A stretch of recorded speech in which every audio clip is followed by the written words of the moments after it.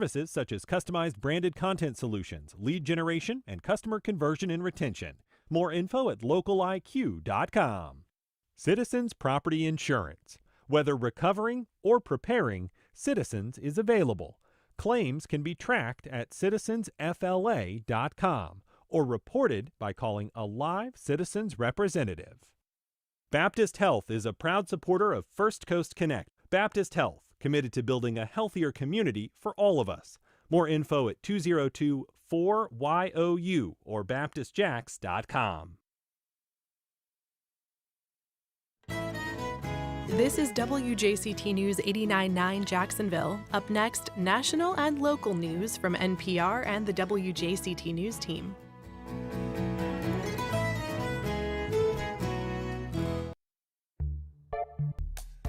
Good morning, I'm Al Emmerich in for Ann Schindler. On today's First Coast Connect, Dr. Joe Sirven joins us to discuss the latest in health news, from chronic political stress to fluoride in drinking water. He also answers your medical questions. Then a community dashboard gives a new snapshot of how Jacksonville is progressing towards its goals.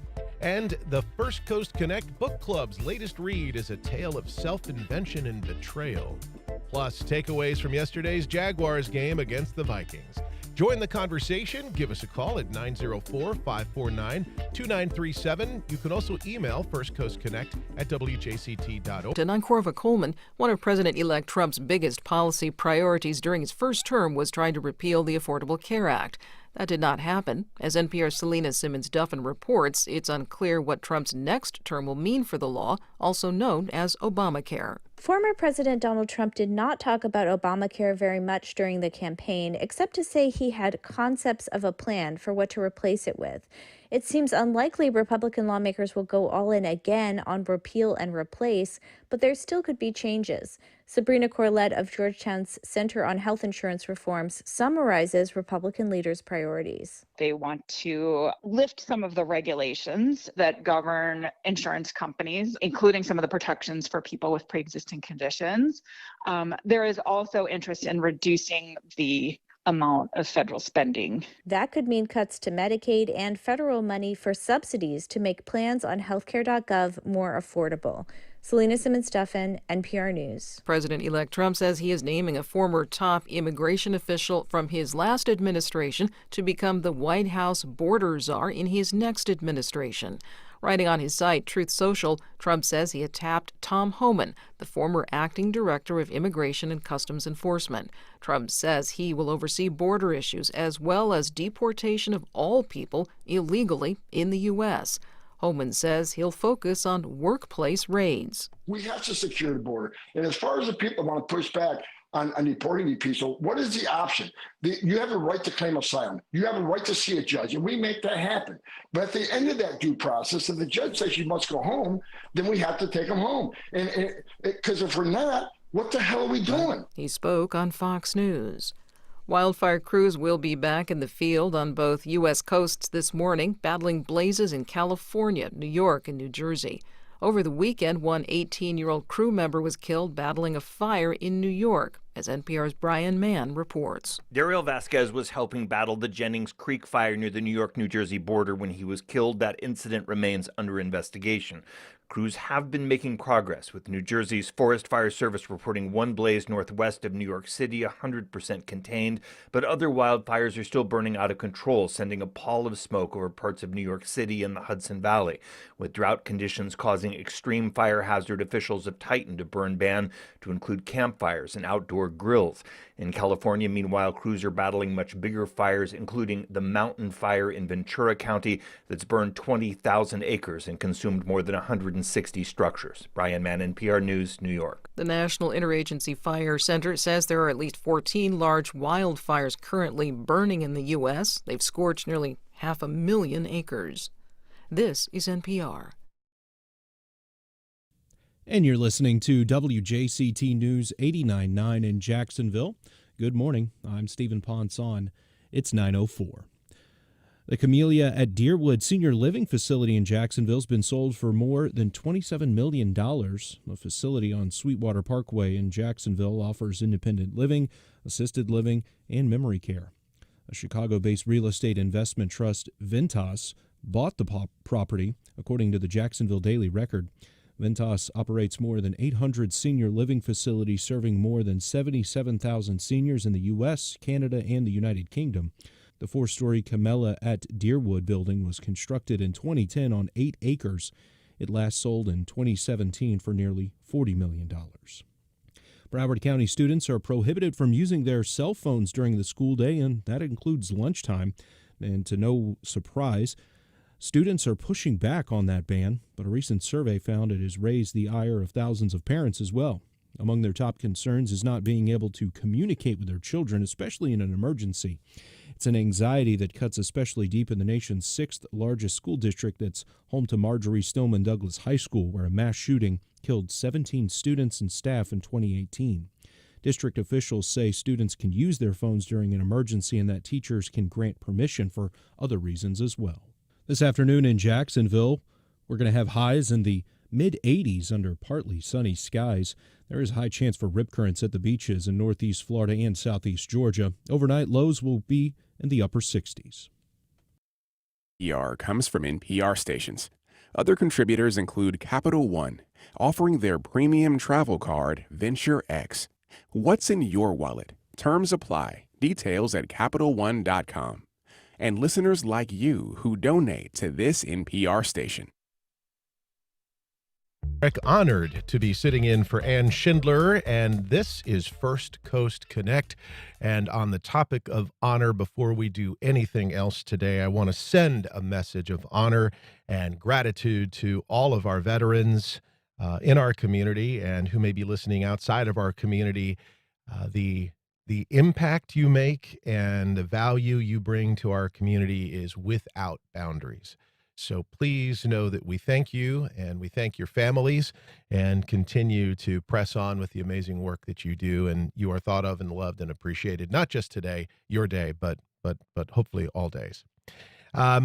So today, let's talk stress. Well, okay, let's de-stress by talking the impact of election stress. That's on the agenda. We'll also talk about that and other medical headlines and our monthly house call with Dr. Joe, who's sitting just to my right, and looking forward to that.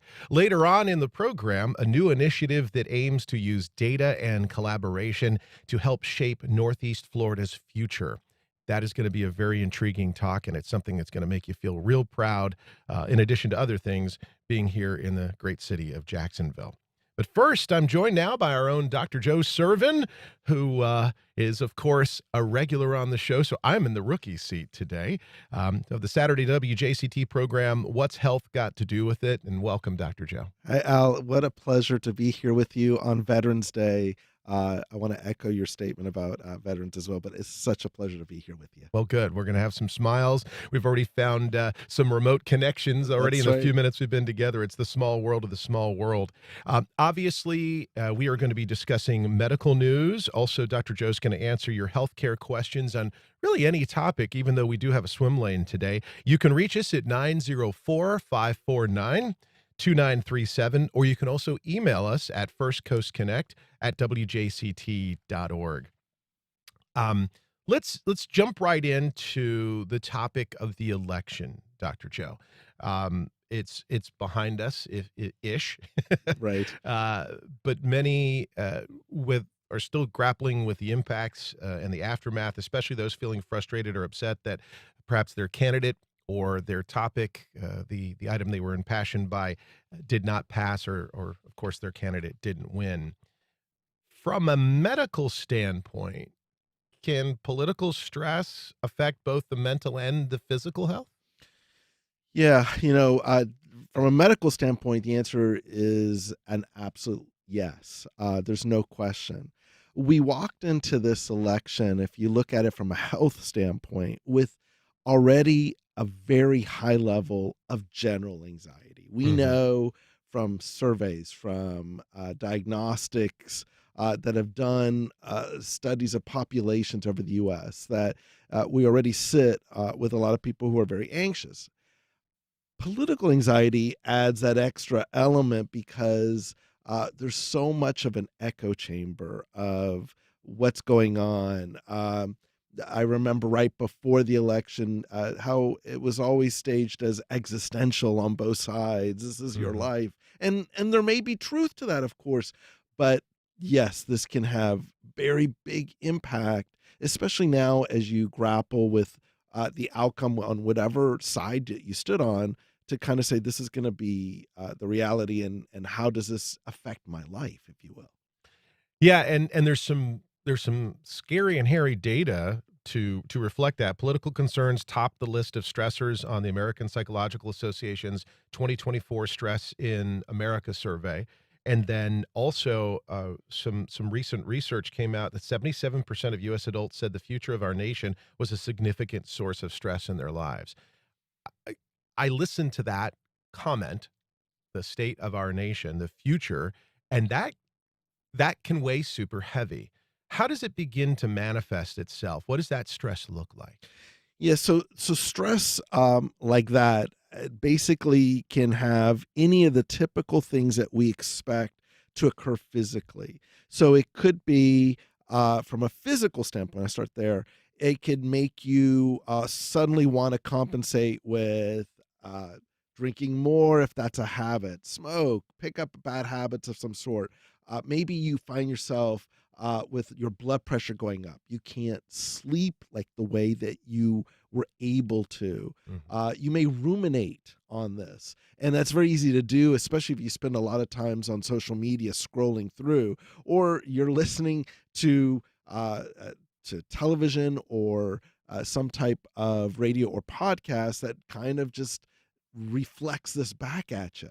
So there's all these possibilities of it really just throws off the key things that we all need for good health: food, exercise, things of that sort. So this just brings up the question then, that type of stress, because it's in a vacuum, if you will, could almost mask other serious things, couldn't it?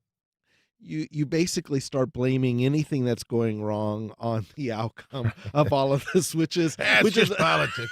It used to be that's just football. It's just a game, just the Jaguars. But exactly that's another sports stress is another item, but we're not here to talk about that. Right. But yeah, that you can somehow kind of lead yourself there. And if you find yourself you're just not sleeping, you're eating poorly, doing like picking up bad habits, if you will, as a way of masking, that may tell us that that's where we need to kind of write ourselves back to whatever a place of health that we need to get to. But it's a real thing. You started to touch on this. I'd like to go a little bit deeper.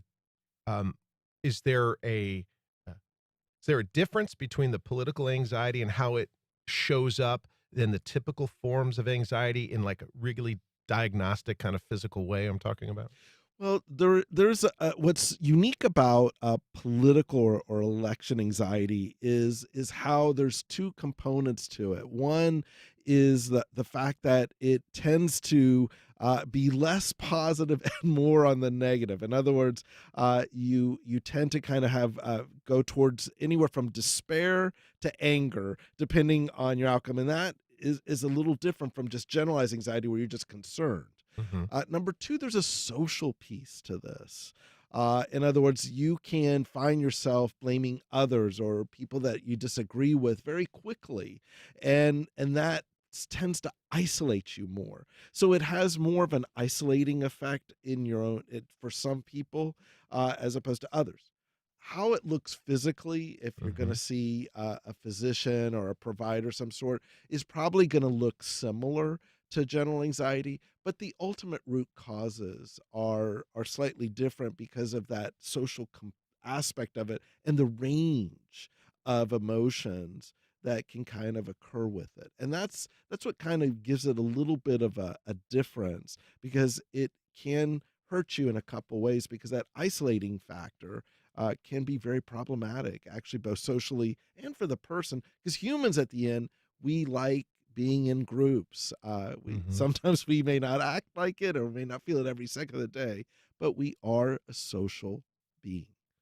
Well, and I mean, isolation, mental, physical, is a dagger. It only puts us, and we're also so inclined oftentimes to just slough it off as a headache or a this or that. And so if I'm hearing you correctly, this is obviously real, and this is something that people should take a more proactive approach to being conscious and aware, maybe? I think that's the right thing, and then we also have to kind of now really find ourselves to find ways to put this in some form of acceptable perspective.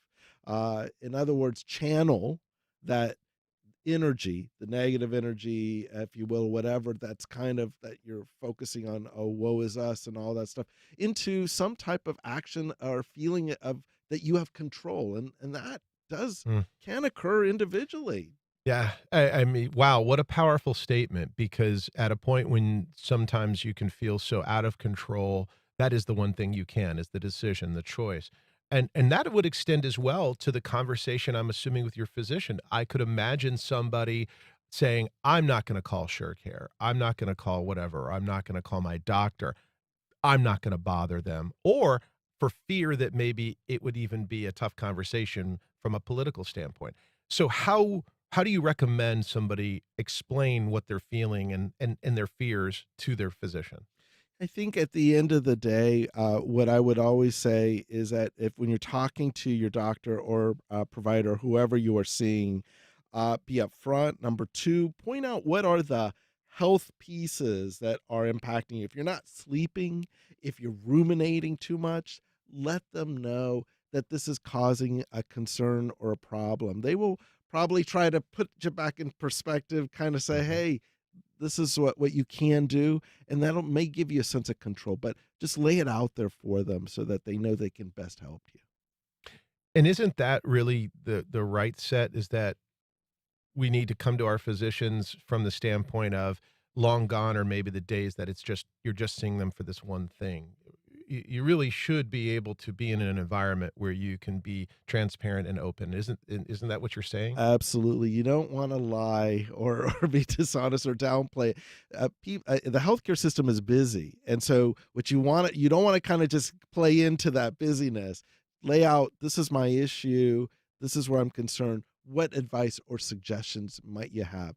Make it actionable so that you get actionable things that you can do to assert that control for yourself. What about documenting what you're experiencing? Well, that could be therapeutic in its own route, because we know journaling sometimes, if you're writing all this stuff down, that act of writing and putting thoughts around it can be very helpful, because when you go out to kind of like read it and process it, it can give you that extra perspective even before you pick up the phone to call someone, to give you a sense. Because one of the thoughts in terms of how you even manage a political anxiety, the technique is something called cognitive reassessment or cognitive reappraisal. It's a fancy way of saying reframing it. I'm going to try to find the positive streak here, or I'm going to look at this as a third person and add some extra perspective to say, well, this is what one can do. Try to eliminate the emotion out of it, as easy as it is for me to say, and try to look at it from a very objective third person view, if you will. And sometimes it gives you the aha moment to kind of recapture where you are and kind of get a hold back. Wow, way to just make something so technical sound so human. Thank you for that, Dr. Joe. Speaking of being a human experience, this is a human experience. There is no artificial intelligence in this studio right now. Well, okay, I might wear that hat, some of my friends would say. So please humanize with us. We have Dr. Joe with us today doing his house call at WJCT. So call us and join us with your question, 904-549-2937. And you can also email firstcoastconnect@wjct.org. I'd like to move now into, it's still related to the political conversation, but there is a lot of discussion in the LGBTQ community about how the impact of this election could physically show up in that crisis. And I say crisis because the crisis hotlines nationwide are reporting a surge in calls leading up to the election. And since Trump's victory, many callers expressing that loneliness you were talking about. the fear of losing access to gender affirming care and concerns about physical harm due to their gender or sexual identity. So, how much of an increase are these hotlines experiencing? Yeah, from what I have seen, those numbers have gone through the roof from almost every state, because that sadly they've been a target, to be blunt, and as a result, that has that very isolationist vibe for it. So a lot of people who are in this community who are very nervous, who are anxious about what the future holds, and this is another one of those situations where taking action to help yourself, if you're in those communities, or a loved one or family member, to help these folks out. In essence, we're all people. We all are coming at it in the sense that we're all living in the U.S. We all are under these same type of rules. The key is to kind of not find yourself isolated and try to take that personal action that helps. Again, easy for me to say, Yeah. but what we want to do is just surround yourself, especially, and I speak to those in that community, with people that affirm you, that like you see the goodness and the things that you contribute, and sometimes easy to say again, but there are always folks out there that are there to help, and those crisis hotlines, that's what they're going to tell you. So support groups, community, finding folks that are like, that's, I think, going to be the key, certainly as we kind of walk through this. And from a blocking and tackling, it sounds like you got two things occurring here. First of all, you have the transfer of power to President Trump, and then you also have the change in insurance, the healthcare exchange. So, any advice on getting into those appointments now and getting those things booked or trying to? I think that the smartest thing is to get. I would, even if there wasn't an election, anytime before the end of the year, this is the time to do things before insurance changes occur. November is always the month of sign up for insurances. Get everything lined up. Do it now. Don't wait.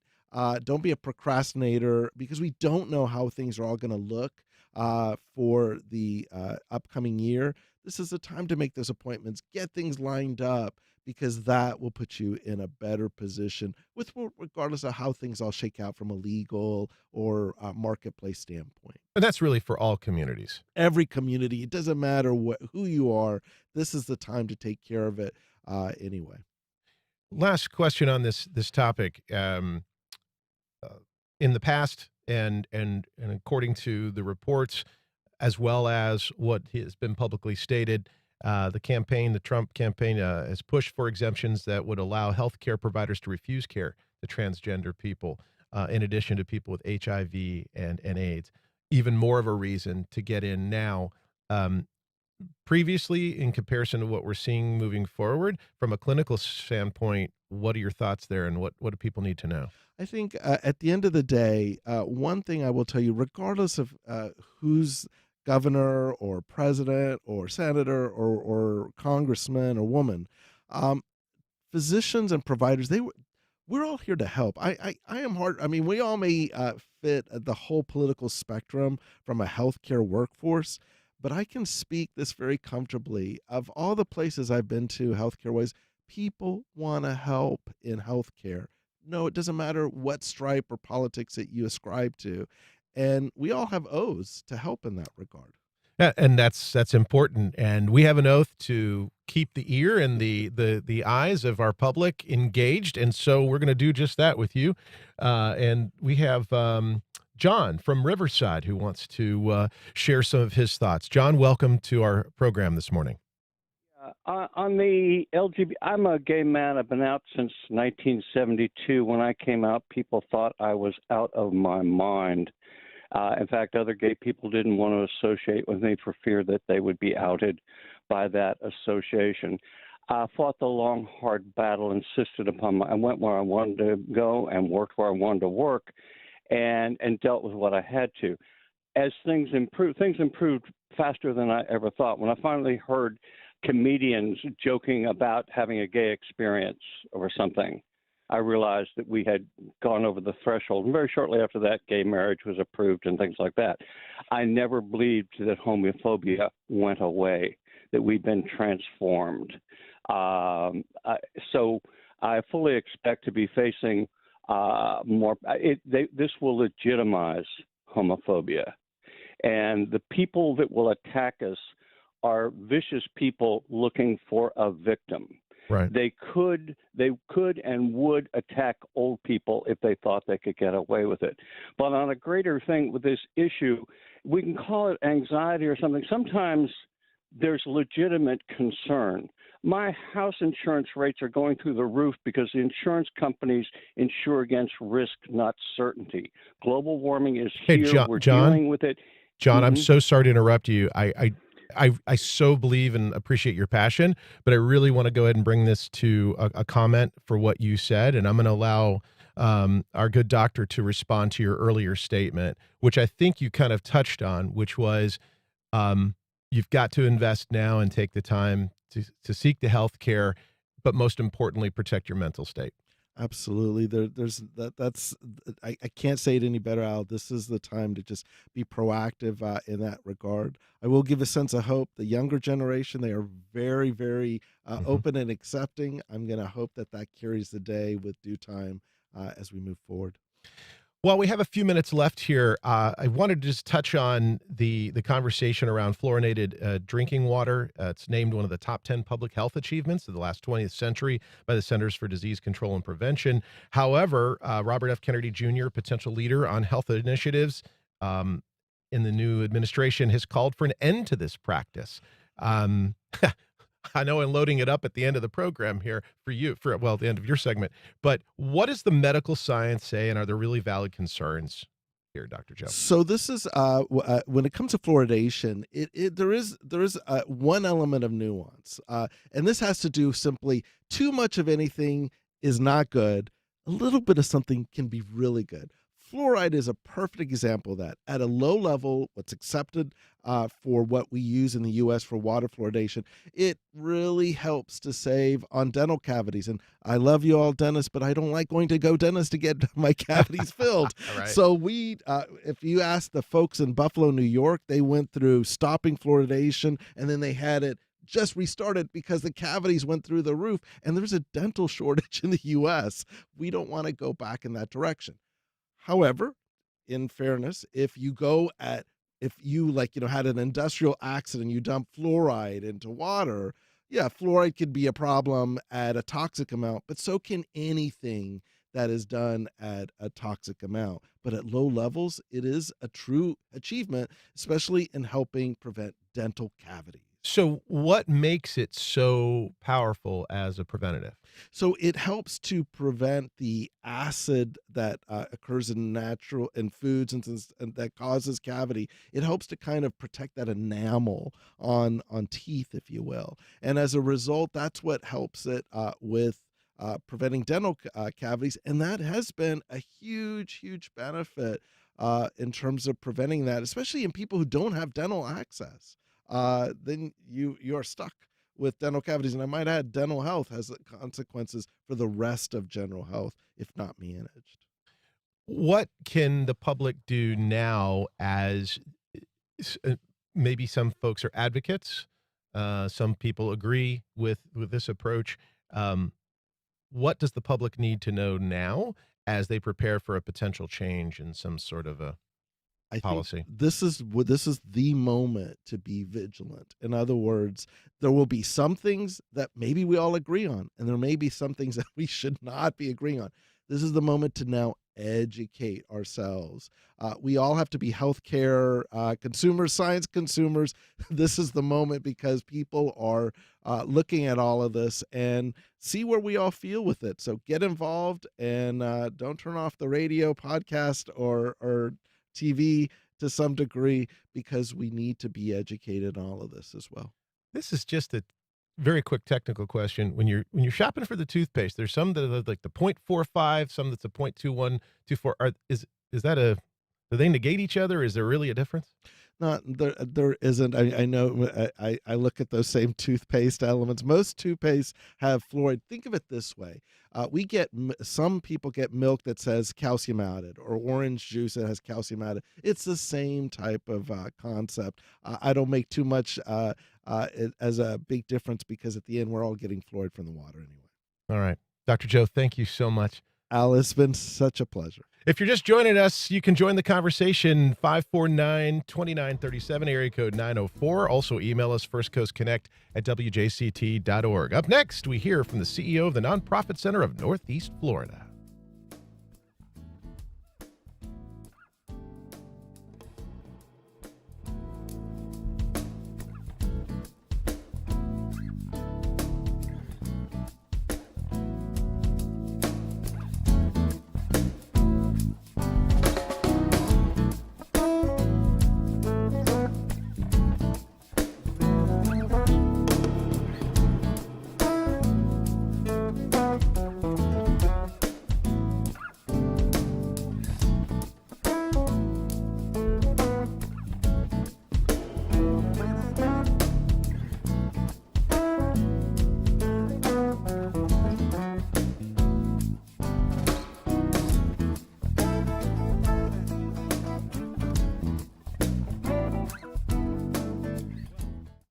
Good morning again, and if you are just joining us, an honor to all of the veterans in our community for the brave service and all that you do and are yet to do and still have done.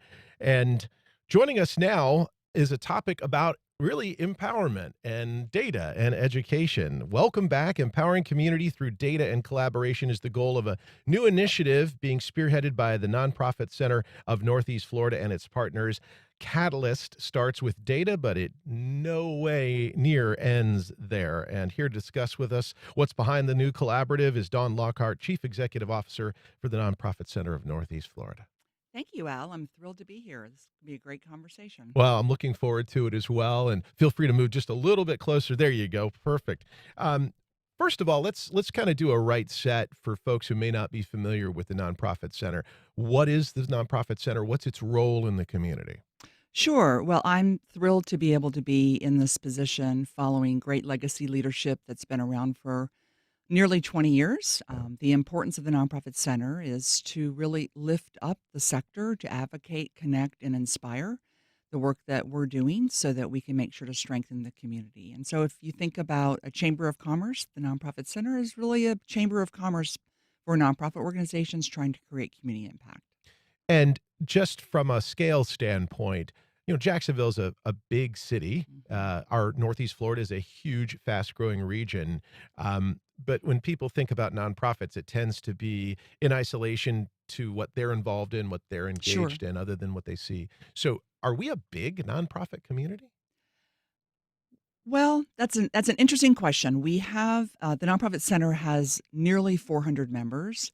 There are about 16,000 nonprofit organizations filed with a tax certificate in the Duval County area, but not all of them are functioning as nonprofit organizations. So one of the wonderful things about the sector and in Jacksonville, because we are such an incredibly collaborative community, we have very high-performing nonprofit organizations. We actually have communities and states that come from all over the country to observe what we are doing right in Jacksonville. So I'm really proud of our community and proud of the sector. All right, let's move to a topic I know near and dear to your heart and your great experience in this community, and that is you've always been an advocate for putting data in front of informed decisions. And it sounds easy to say that. It sounds poetic and logical, and yet so often that doesn't happen. And so what inspired the creation of Catalyst Northeast Florida, and what are its core goals? So I'm sure your audience will remember many years ago, in fact, all of us participated. There was an organization called JCCI. In fact, it was in this building. And we really engaged as a community around data and trying to really understand what can we do together to unite our efforts in order to increase impact for our community. Sadly, that organization closed 10 years ago, but the demand and the need to have access to data didn't stop. In fact, it's elevated since then. And very fortunate that the Nonprofit Center was positioned to be able to launch this dashboard opportunity where we really are democratizing the data. It's a very difficult time right now for the social sector to create impact. There are more demands than ever before, and just not enough capacity for the organizations to be able to provide all of that back office support. So we decided to do something about it and to really remove the barrier of trying to find the data, so that organizations can better understand how to sell their story and to create the impact. So I speak in analogies often, so forgive me here.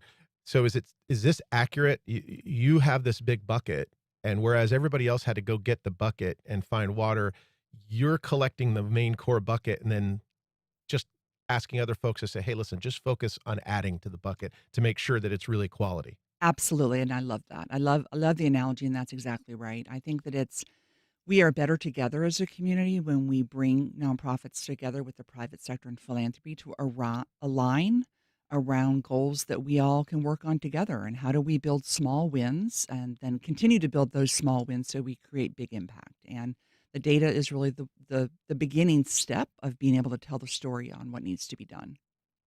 Well, I also have to imagine, and I know this having experienced it, being in the nonprofit sector, there's so much duplication, perhaps because of a lack of collaboration. Maybe not from will, but at the end of the day, it could be very likely that two organizations doing similar work are going after the similar data versus sharing it. Does that happen a lot? So duplication is a hard word for the sector because there are so many great organizations who are doing great work, Yes.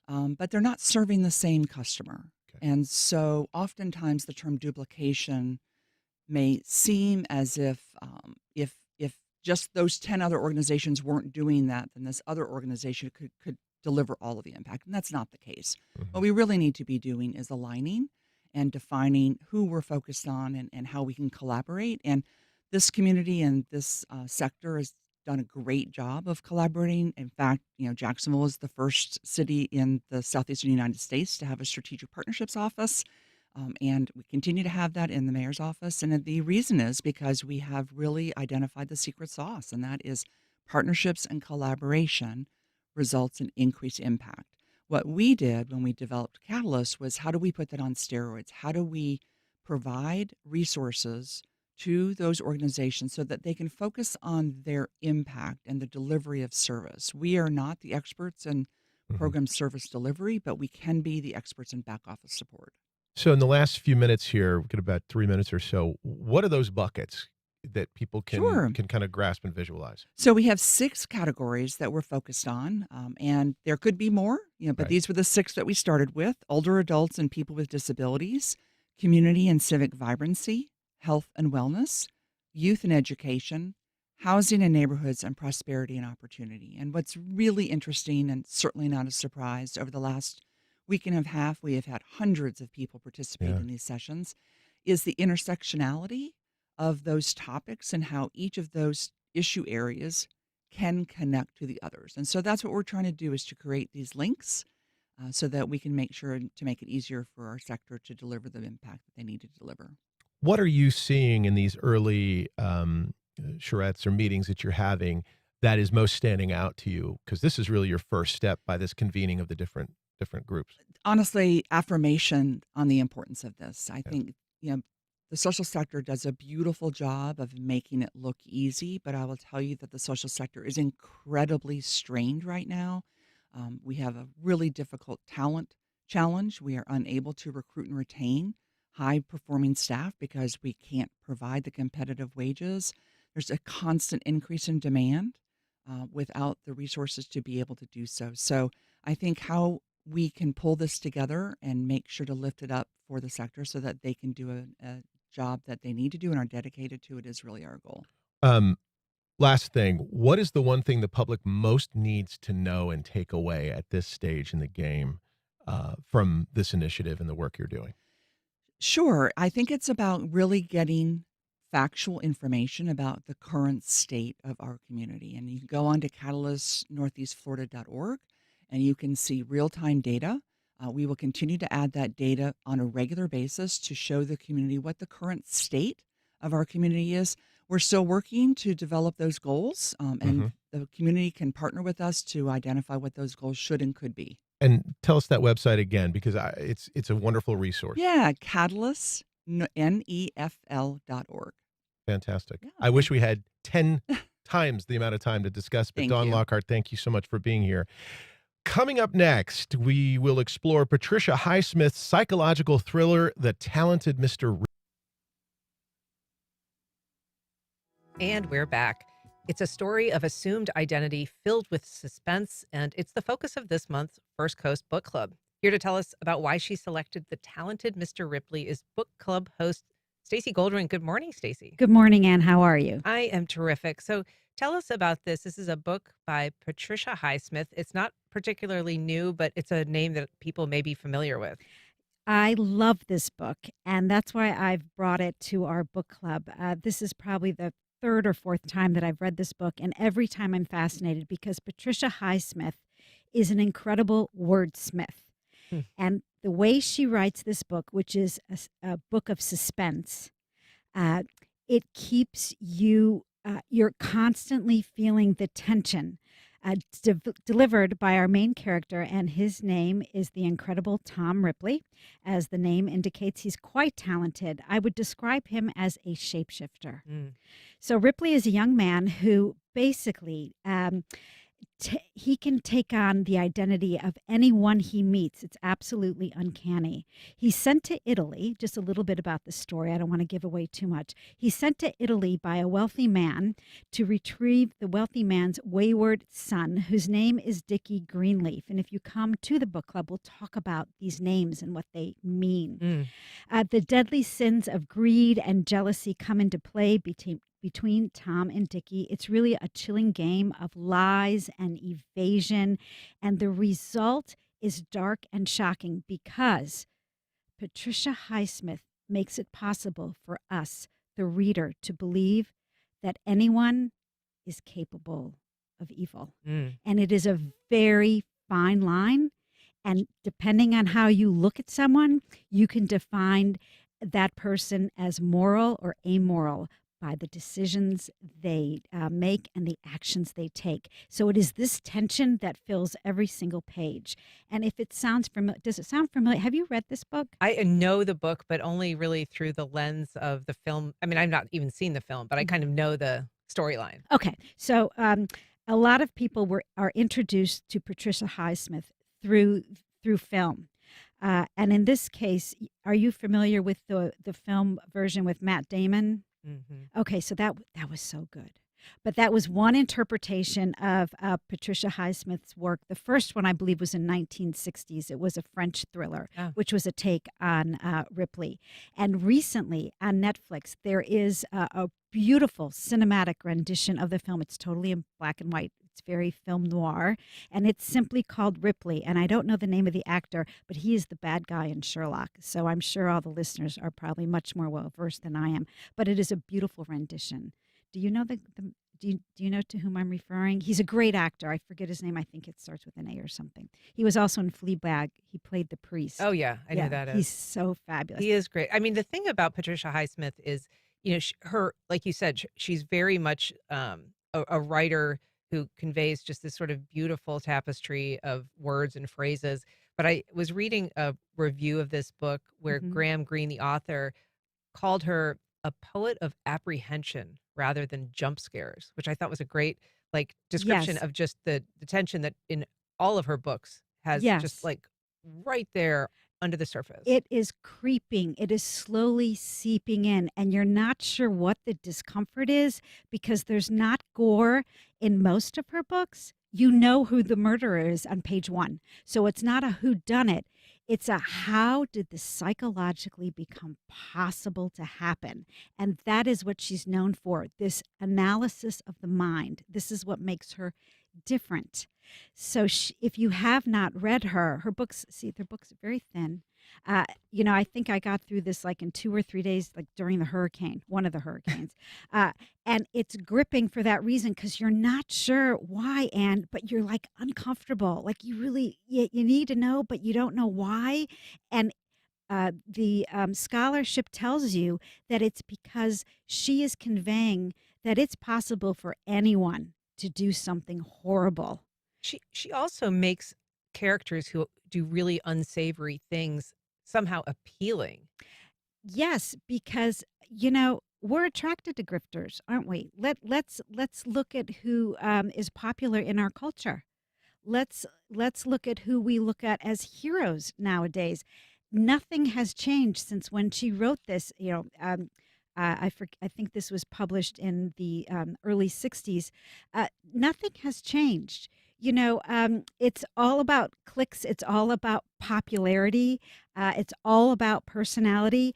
I want people to ask themselves when they read this book, how many Ripleys do you know?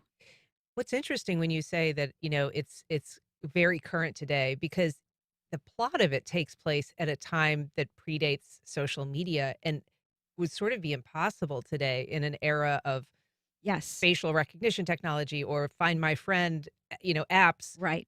Right. You know, Yeah, and air tags, etc. You couldn't lose your identity as easily today or morph as easily today as you could do then. But I think with AI, we're about to enter a whole new phase where we can all be Ripleys with a few little clicks and glances.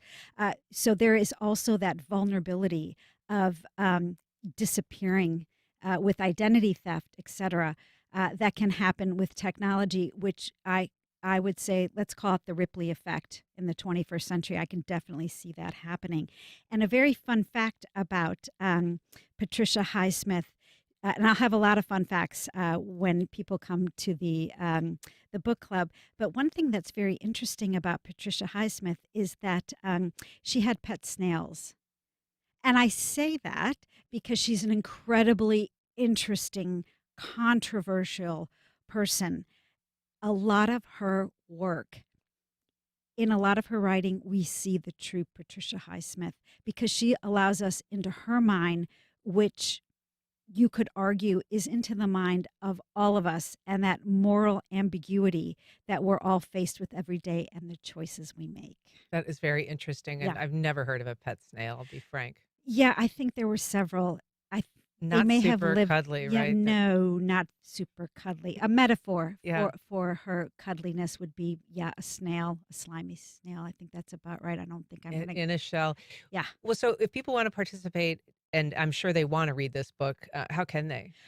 Well, we'll be meeting tomorrow, November 12th, at 11 a.m. online. You can join me at chapterendnotes.com or come down to the bookstore, San Marco Books and More, 6:30 p.m. We begin right 6:30 p.m. sharp, and we will have an amazing discussion of the book, The Talented Mr. Ripley, in a bookstore, which is absolutely a glorious, glorious experience. And by the way, you don't have to have read the book to come. We encourage community conversation, and it's just a wonderful way to be together and enjoy books. And this is going to be an interesting conversation, even if you haven't read it, just given the subject matter. Yes, Yeah. very au courant, as they say. Well, Stacey Goldring, it's always great to talk to you. She is the host of the book club and the Chapter Endnotes book club.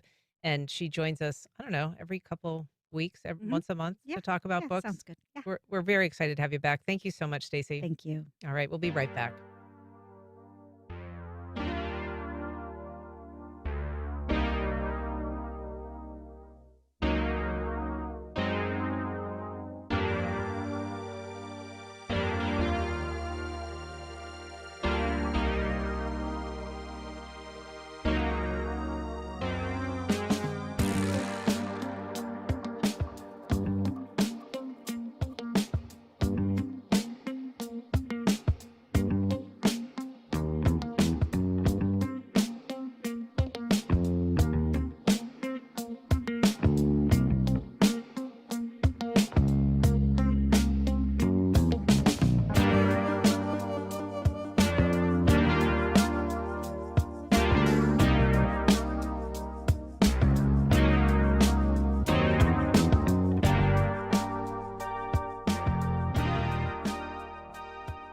Vickers Landing offers elegant retirement living in the heart of Ponte Vedra Beach. Our Sawgrass and Oak Ridge campuses feature amenities galore, resort lifestyle, comprehensive security, and plans for every stage of aging. Retirement redefined. VickersLanding.com. Teach is a day-long conference created to engage, empower, and inspire teachers. This is my 4th year teaching, and this is my first time at a Teach conference. And what I've gained from this day is the camaraderie when teachers come together and just share information and share experiences. But more importantly than that, we had a keynote speaker this morning who was dynamic, very inspiring. Saturday, November 23rd. For tickets and more info, go to wjct.org/teach.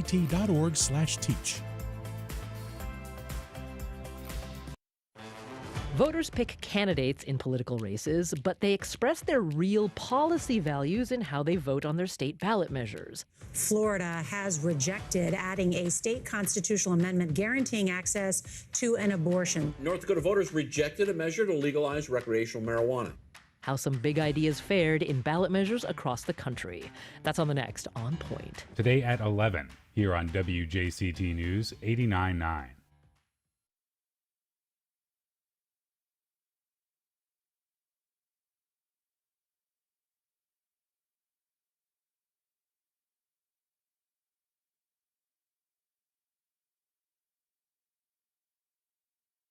There will be plenty of conversations looking back at the outcome of the election. But ahead, the country's bracing for 4 more years under a Trump administration. What do we know about the president-elect's policies and plans? I'm Jen White. For our first installment of If You Can Keep It Since the Election, we look at his blueprint for a redder America. That's next time on 1A. Today, starting at 10 on WJCT News 89.9.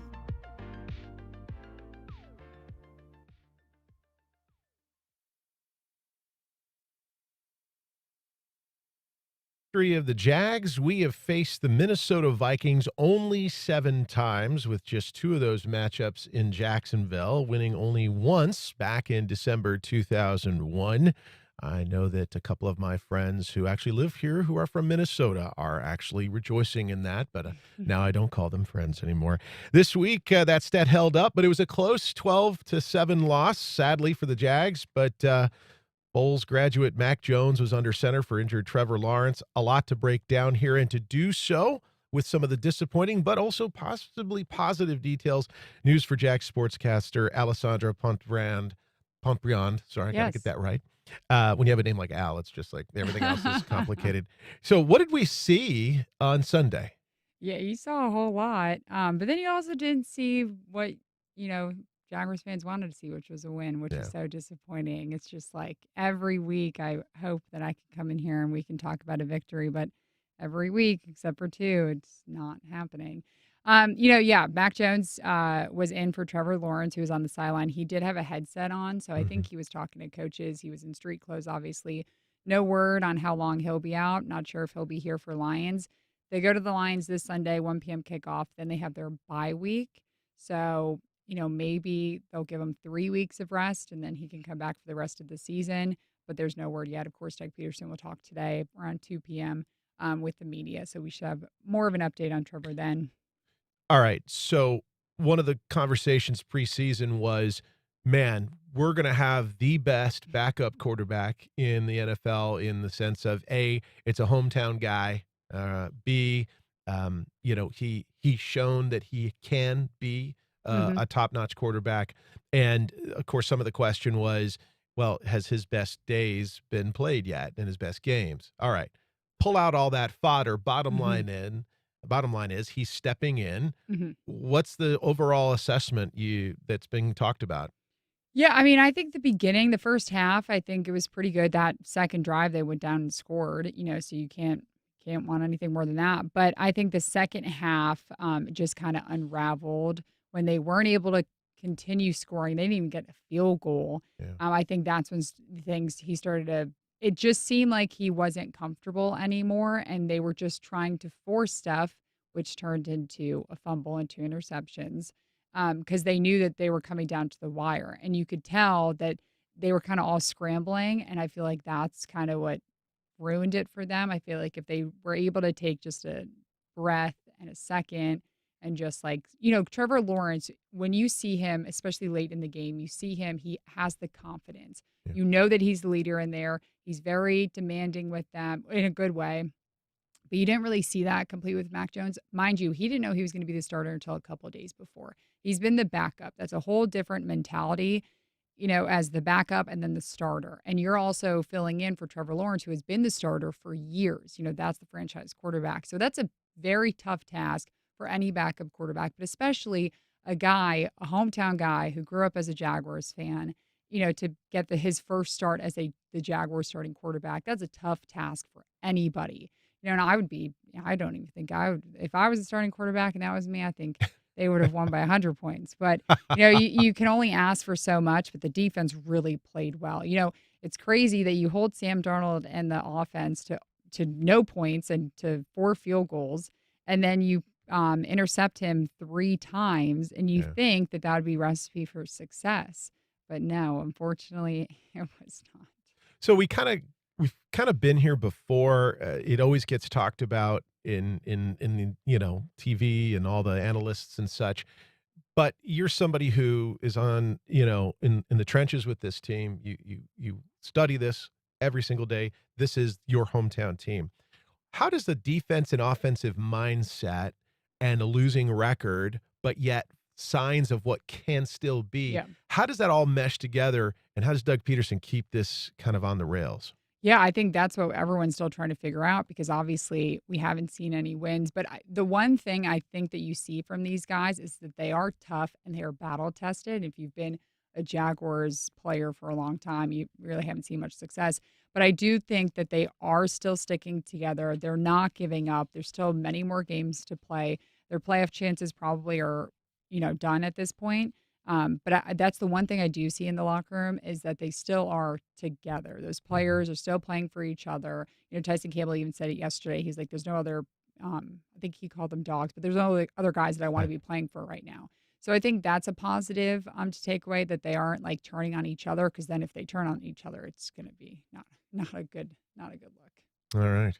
Well, hey, listen, they take on the Detroit Lions in Detroit, which is going to be Sunday at 1:00, right? Yeah, good luck. Yeah. They're 8-1 right now. I think the Lions will win the Super Bowl. I'm rooting for them to win a Super Bowl. There's a whole world spinning upside down and triangulating when you say the words. I think the Detroit Lions can win. I know. Oh, listen, Alessandra, thank you so much for joining us here today. We'll see what happens next Sunday. That's our program. Thank you for listening. If you have feedback or suggestions, you can send either to firstcoastconnect@wjct.org. If you missed anything, you can catch our rebroadcast at 8:00 and also our archive at wjct.org. Ann is back in the hot seat tomorrow, leading the way. It's been an honor. Have a blessed